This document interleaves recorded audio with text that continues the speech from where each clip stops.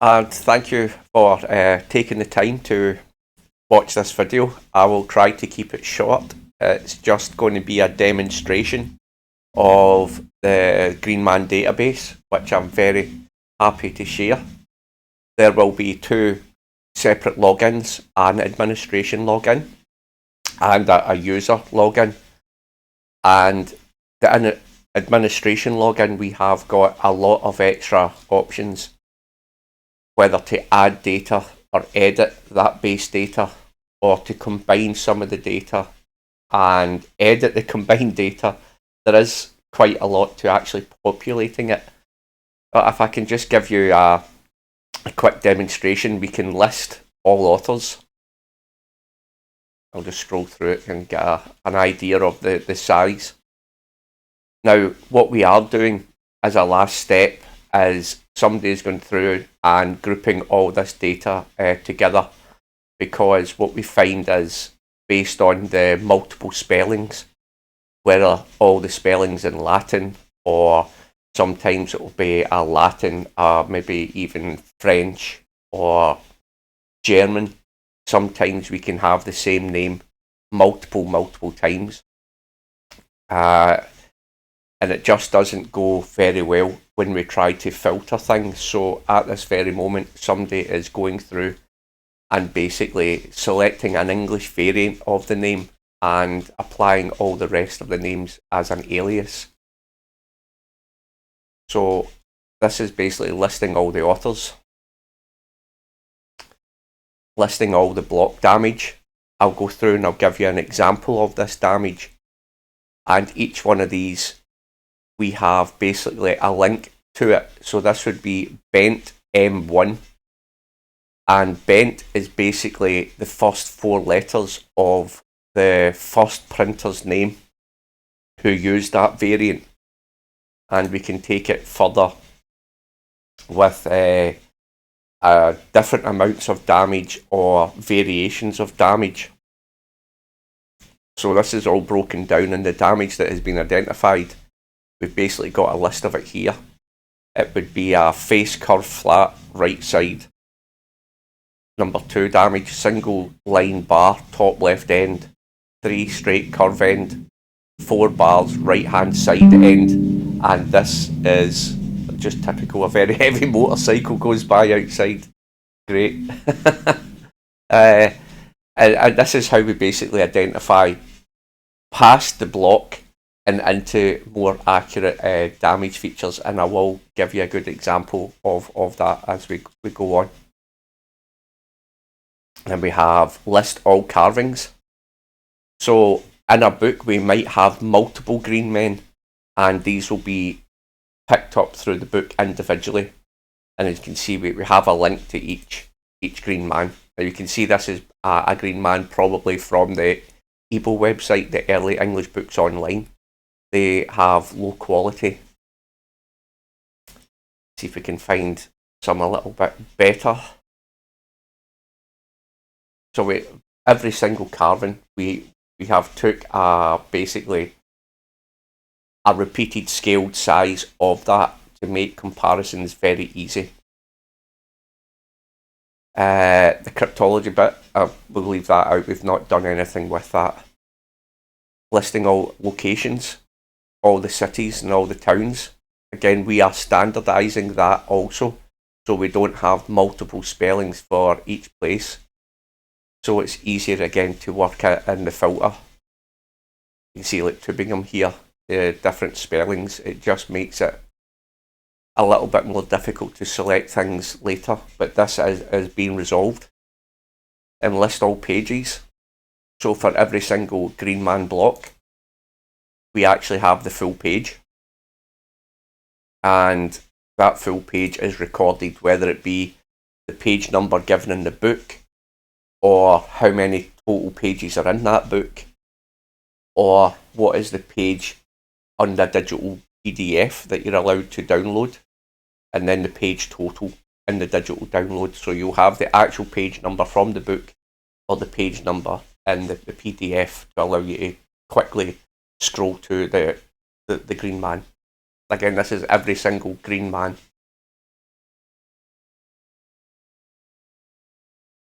it's quite a substantial amount.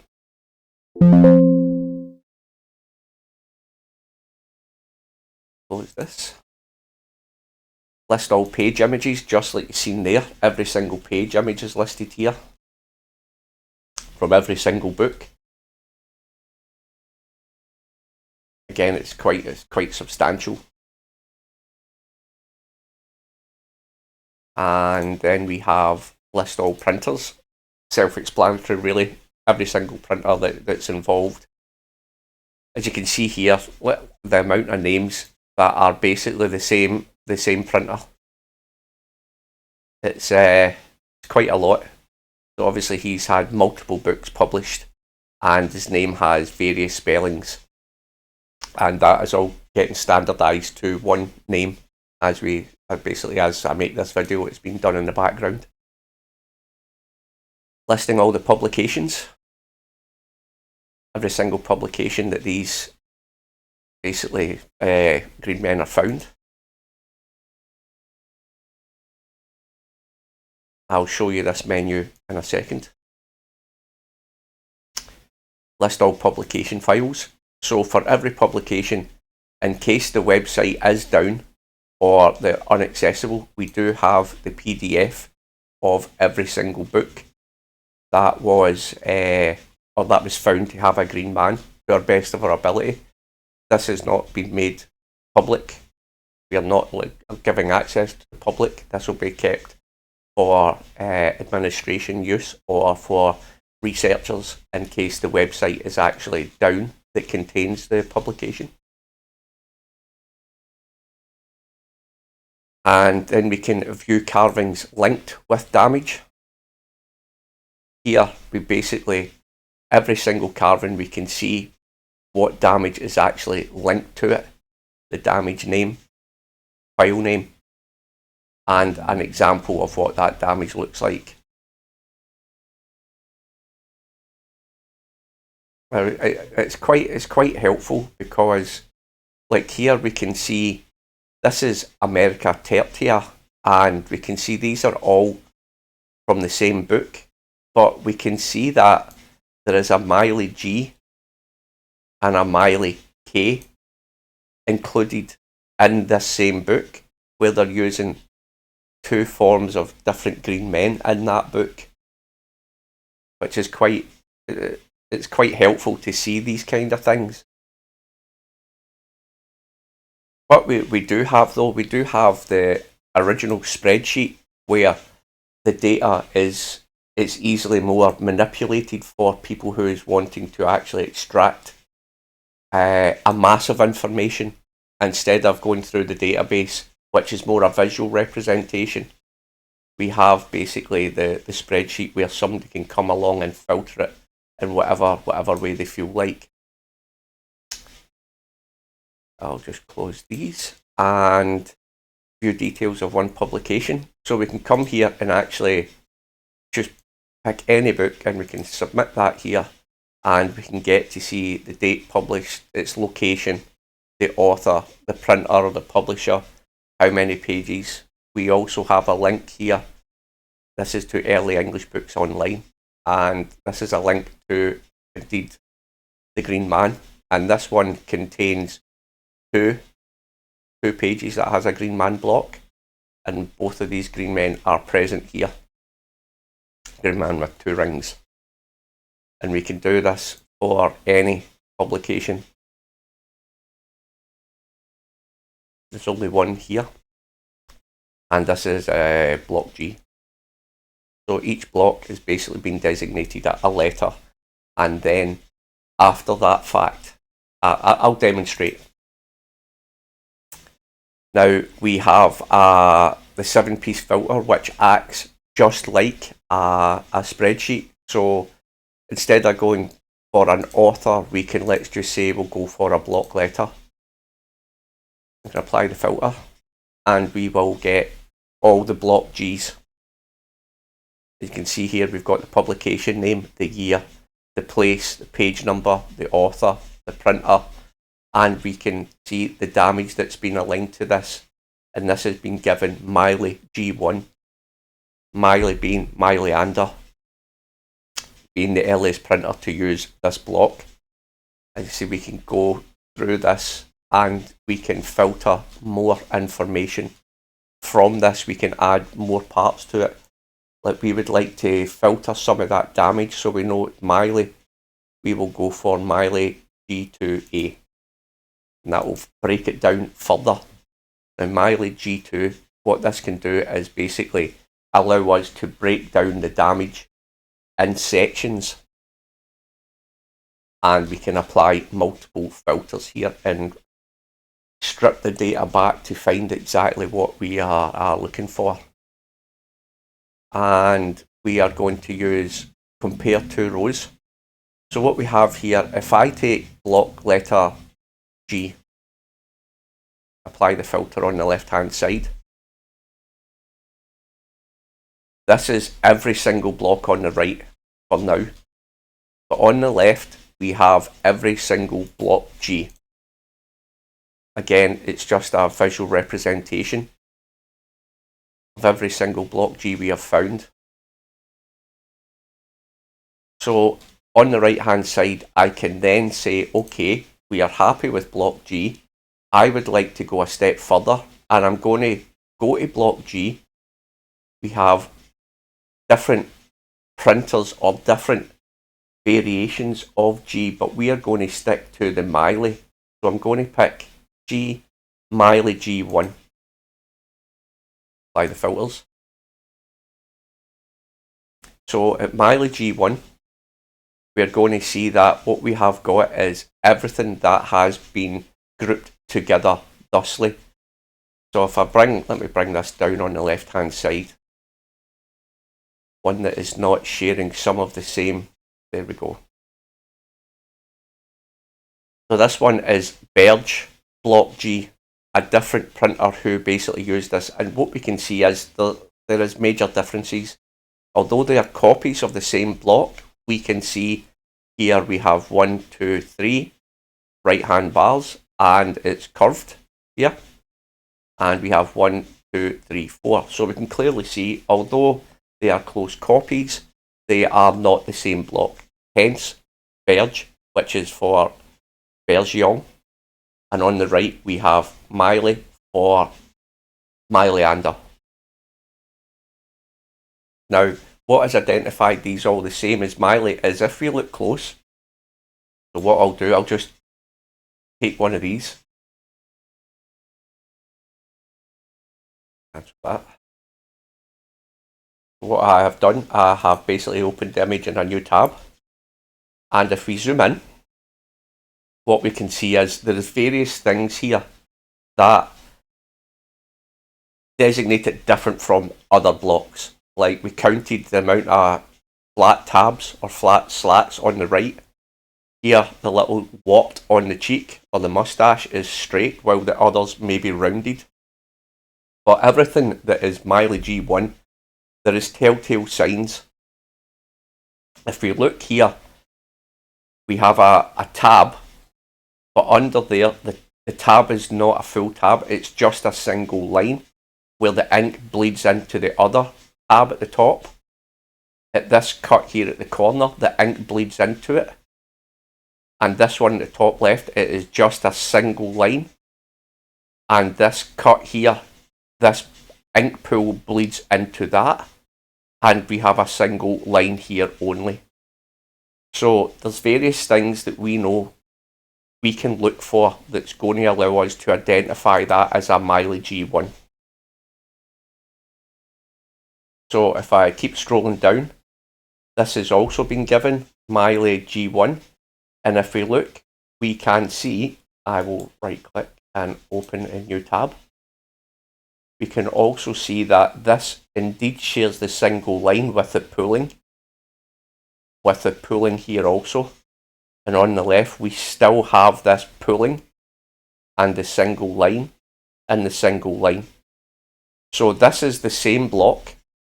It's not been repaired in any way, or this pooling, that with the ink pooling here, would be basically repaired at some stage. So that has not happened yet. So we can track this, like we do, So all these are Miley G1, and what we can do, we can still see, I'm not going to zoom in for each one, you can still see the pooling in the same locations. Well, there we go, it's easy enough. It's pooled there. We've got the ink pool there in the same place, the same ink pool there. This allows us to forensically basically copy these into the same set. So all these contain this same feature of Miley. Now if I come to the left hand and I select them to be Miley G, this is the very earliest one here. This is Miley-ander. This was the earliest of this publication, 1579. So on the right, I will then progress this to the next stage. So we've got Miley G1. I will try and show Miley G2. So what that means is that everyone on the right hand side still contains the same ink pooling. So if we zoom in here, just do this,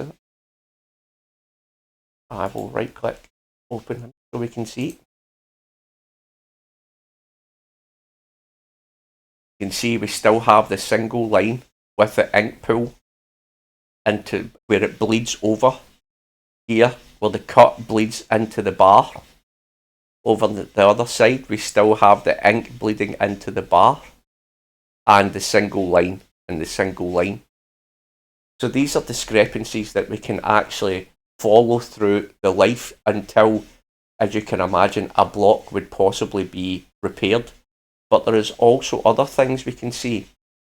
Can we see this cutout here at the top? If we go back and let's replace this, we can scroll down. There's the cutout at the top again. The cutout at the top bloom. The cutout at the top bloom. And as you can see, it's not on Miley G, so this happens at a later date. It still has a cutout, and it still has the cutout, and you can see flattening. All of these discrepancies are listed. Kind of flat cutout, part is cut out there, and each one of these still contain the bleed in to the other bars at the various places that were highlighted before. Even in this one on the right, where you can see that it's a little bit cleaner, we can still specifically see where it bleeds in through the bar or the tab. Now there's something else that is very, very specific here. We can see this damage that runs diagonally through every single copy.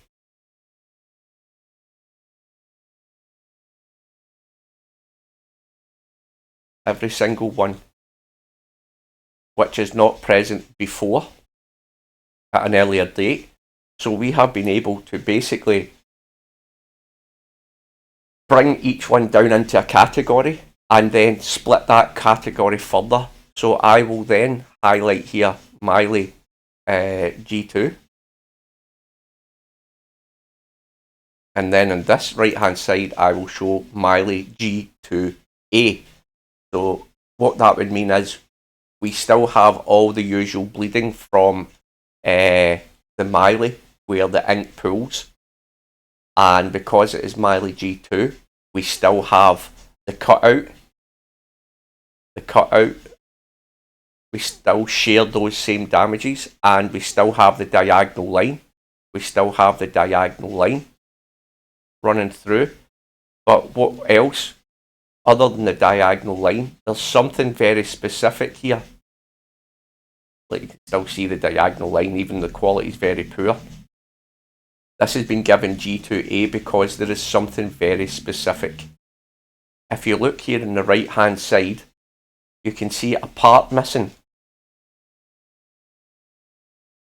from this loop, and here it is like a oblong shape discrepancy which is not present on Miley G2. This only becomes present when it basically hands over to another printer, a Christopher Kraus, and basically working with the author Antonio Albizi from the quite famous Albizi family, quite a very rich family and influential, possibly a competitor to the Medici family. And we can keep going through this, and if you look, the date range, we basically have 1612. 1612. Now if you look here, here is the Antwort. 1612. So these are printed at the same time, or the same year. They contain the same ink blemishes and ink pooling in the same places, the same single lines. So indeed it is the Miley block G. It contains all the references of Miley G2. It has the diagonal line that runs through it. And this also has this discrepancy here of the Miley G2A. And that allows us to basically say that the Green Man that is part of the Antwort was the same Green Man that was being printed by Christopher Klaus at a specific print shop, or the print shop that he used. Now we can do this for multiple entries, multiple different green men, and answers. You can see it's quite clear. There's a clear blemish here that is not available.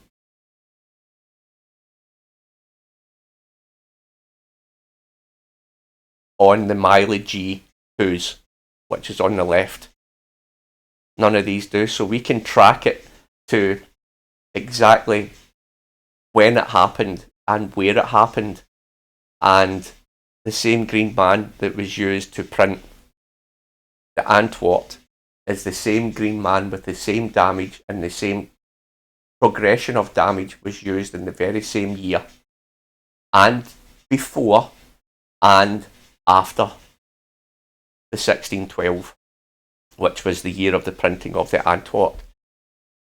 So what that would mean is either sheets were taken away and printed elsewhere, or it was indeed printed at the Christopher Kraus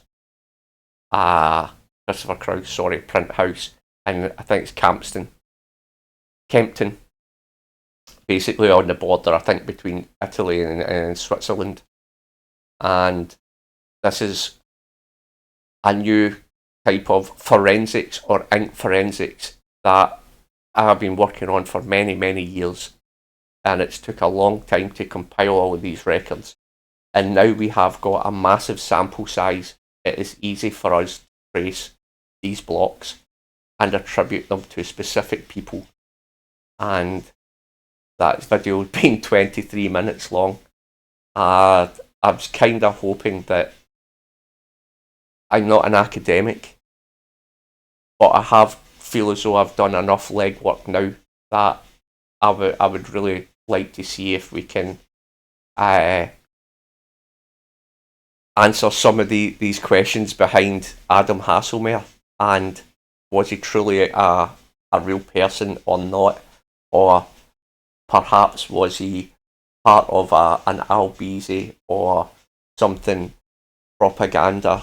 There's a lot of historical questions that this can now allow people to research, which is out of my field of expertise. But I feel as though a private printing press at Plitzkau, or a secret printing press at Plitzkau, is still possible, but now runs contrary to what we can show academically. Thank you for your time. The Trail of the Green Man.